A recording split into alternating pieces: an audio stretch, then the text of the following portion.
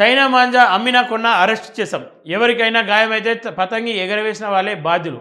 నెలలోనే 103 కేసులు నమోదు, 143 మంది అరెస్టు. సిపి సజర్నాథ్ 1.24 కోట్ల విలువైన చైనా మాంజా సీజ్ చేసినట్లు వెల్లడి. చైనా మాంజాతో పతంగులు ఎగరవేస్తే చర్యలు తప్పవని హైదరాబాద్ పోలీస్ కమిషనర్ విసి సజర్నాథ్ హెచ్చరించారు.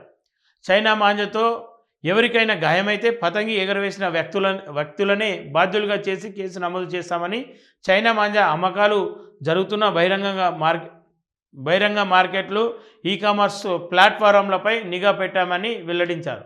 సిటీ పోలీస్ కమిషనరేట్ పరిధిలో స్వాధీనం చేసుకున్న చైనా మాంజా వివరాలు సిపి సజ్జనాథ్ గురువారం మీడియాకు వివరించారని చెప్తా ఉన్నారు. ఒకవేళ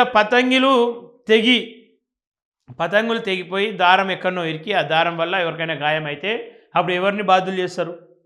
కొన్ని వైర్లకు ఇరుక్కొని, కొన్ని అక్కడ స్తంభానికి ఇక్కడ స్తంభానికి ఇరుక్కొని చాలామంది గాయపడ్డారు. ఇప్పటికే వాటిలో బాధ్యుల్ని ఎవరు చేస్తారు అనేది కూడా ఒక ప్రశ్న. ఏదేమైనప్పటికీ పతంగుల వల్ల జరుగుతున్న ఇబ్బందులను ఖచ్చితంగా అరికట్టాల్సిందే. ఆ మాంజా ఏదైతే ఉందో ఆ మాంజా వల్ల చాలా నష్టం జరుగుతూ ఉంది. ఆ నష్టం ఖచ్చితంగా పోవాలి. గతంలో దారాలు ఉంటుండే, ఆ దారాల వల్ల పెద్ద నష్టం ఉండకపోతుండే. ఏదైనా తెగి పడితే వెంటనే తెగిపోతుండే. కానీ చైనా మాంజా వల్ల చాలామందికి గొంతులు కట్ అవుతూ ఉన్నాయి, గాయాలు అవుతూ ఉన్నాయి. దీనిపైన ఎవరైతే ఈ సజర్నా తీసుకున్న నిర్ణయాన్ని చాలామంది హర్షిస్తూ ఉన్నారు.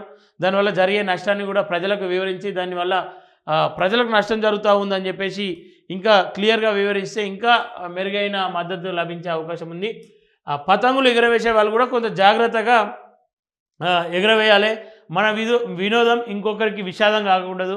మన వినోదం ఇంకొకరి ఇంట్లో ప్రమాదం కాకుండా ఉంటే బాగుంటుందని చెప్పేసి అనుకుంటా ఉన్నాం. ఎందుకంటే పతంగులు సరే ఒక సరదా, అది ఆ సరదా వల్ల చాలామంది ప్రాణాలు కూడా పోయినాయి. అవి వార్తల్లో చూస్తూ ఉన్నాం. చాలామంది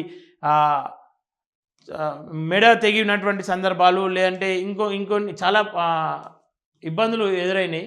సో చైనా మాంజా వాడేటప్పుడు కొంచెం చూసుకొని వాడద్దు వాస్తవానికి. కానీ చాలా ప్లేస్లలో వాడుతూ ఉన్నారు, ఇంకా కొనుగోలు చేసిరు. వాటి వల్ల కేసులు కూడా అవుతున్నాయని చెప్పి చెప్తా ఉన్నారు. కొంచెం జాగ్రత్తగా ఉండి పండగని చేసుకుంటే మీకు మంచిది, ఎదుటి వాళ్ళకి మంచిది అని చెప్పేసి కోరుకుంటా ఉన్నా. సరే.